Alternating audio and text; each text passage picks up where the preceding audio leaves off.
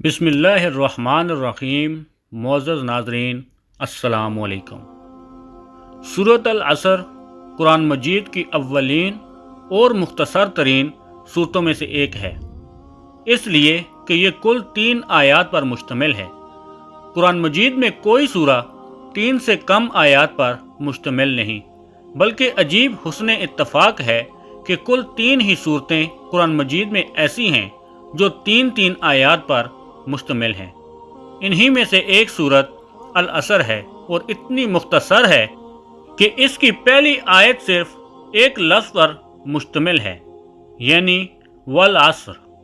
नाज़रीन, इस सूरा में ज़माने की कसम इस बात पर खाई गई है कि इंसान बड़े खसारे में है और इस खसारे से सिर्फ वही लोग बचे हुए हैं जिनके अंदर 4 सिफतें पाई जाती हैं: ईमान, अमल सालेह, एक दूसरे को हक की नसीहत करना, एक दूसरे को सब्र की तलकीन करना। अब इसके एक एक जुज़ को अलग लेकर इस पर गौर करना चाहिए ताकि इस इरशाद का पूरा मतलब वाज़े हो जाए। जहाँ तक कसम का ताल्लुक है, इससे पहले बारहा ये वज़ाहत की जा चुकी है कि अल्लाह ताला ने मखलूक़ात में से किसी चीज़ की कसम उसकी अज़मत या उसके कमालात व अजायब की बिना पर नहीं खाई है, बल्कि इस बिना पर खाई है कि वो इस बात पर दलालत करती है जिसे साबित करना मकसूद है। पस ज़माने की कसम का मतलब ये है कि ज़माना इस हकीकत पर गवाह है कि इंसान बड़े खसारे में है, सवाए उन लोगों के जिनमें ये 4 सिफतें पाई जाती हों। ज़माने का लफ्ज़ गुज़रते हुए ज़माने के लिए भी इस्तेमाल होता है और गुज़रते हुए ज़माने के लिए भी, जिसमें हाल दर हकीकत किसी लंबी मुद्दत का नाम नहीं है। हर आन गुज़र कर माजी बनती चली जा रही है और हर आन आकर मुस्तकबिल को हाल और जाकर हाल को माजी बना रही है। गुज़रे हुए ज़माने की कसम खाने का मतलब ये है कि इंसानी तारीख़ इस बात पर शहादत दे रही है कि जो लोग भी इन सिफ़ात से खाली थे वो बिल आखिर खसारे में पड़ कर रहे।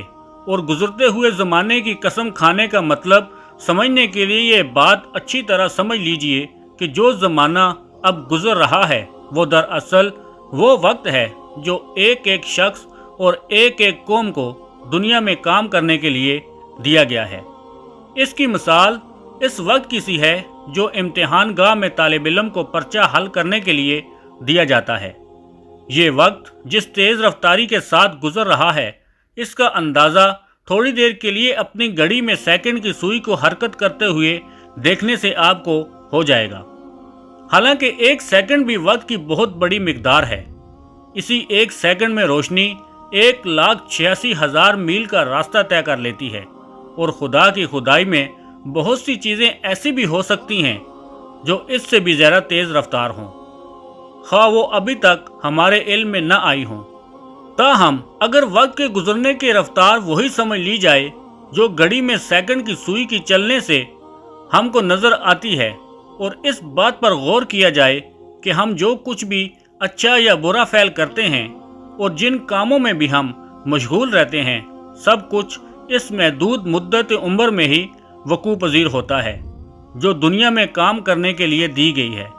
तो हमें महसूस होता है कि हमारा असल सरमाया तो यही वक्त है जो तेज़ी से गुज़र रहा है। नाज़रीन, इमाम राजी ने किसी बुज़ुर्ग का कौल नकल किया है कि मैंने सूरत असर का मतलब एक बर्फ़ फरोश से समझा जो बाज़ार में आवाज़ लगा रहा था कि रहम करो उस शख्स पर जिसका सरमाया गला जा रहा है, रहम करो उस शख्स पर जिसका सरमाया गला जा रहा है। इसकी ये बात सुनकर मैंने कहा, ये है वल असर इन्नल इंसान लफ़ी खुस्र का मतलब उम्र की जो मुद्दत इंसान को दी गई है वो बर्फ़ के गलने की तरह तेज़ी से गुज़र रही है। इसको अगर ज़ाया किया जाए या गलत कामों में सर्फ कर डाला जाए तो यही इंसान का खसारा है।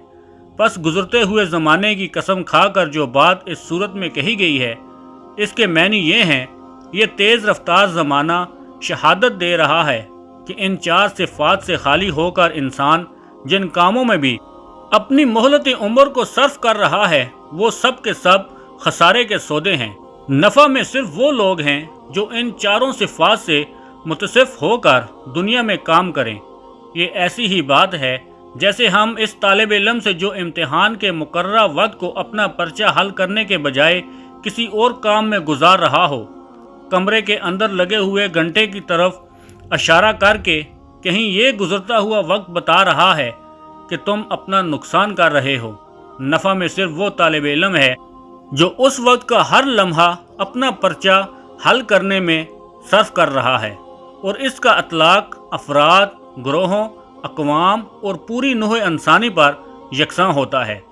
پس یہ حکم کہ مذکورہ 4 صفات سے جو بھی خالی ہو وہ خسارے میں ہے، ہر حالت میں ثابت ہوگا، خواہ اس سے خالی کوئی شخص ہو یا کوئی قوم یا دنیا بھر کے انسان۔ یہ بالکل ایسا ہی ہے جیسے ہم اگر یہ حکم لگائیں کہ زہر انسان کے لیے مہلک ہے، تو اس کا مطلب یہ ہوگا کہ زہر بہرحال مہلک ہے، خواہ ایک فرد اس کو کھائے یا ایک پوری قوم یا ساری دنیا کے انسان مل کر اسے کھا جائیں۔ زہر کی مہلک خاصیت اپنی جگہ اٹل ہے، اس میں اس لحاظ سے کوئی فرق نہیں پڑتا کہ ایک شخص نے اس کو کھایا ہے یا ایک قوم نے اسے کھانے کا فیصلہ کیا ہے۔ اب ہمیں ان 4 صفات کو دیکھنا چاہیے جن کے پائے جانے پر اس صورت کی روح سے انسان کا خسارے سے محفوظ رہنا موقوف ہے۔ ناظرین، اسی امید کے ساتھ آپ سے اجازت طلب کریں گے کہ آپ کو ہماری آج کی یہ ویڈیو ضرور پسند آئی ہوگی۔ انشاءاللہ ملتے ہیں بہت جلد ایک نئی اور منفرد معلوماتی ویڈیو کے ساتھ۔ خدا حافظ۔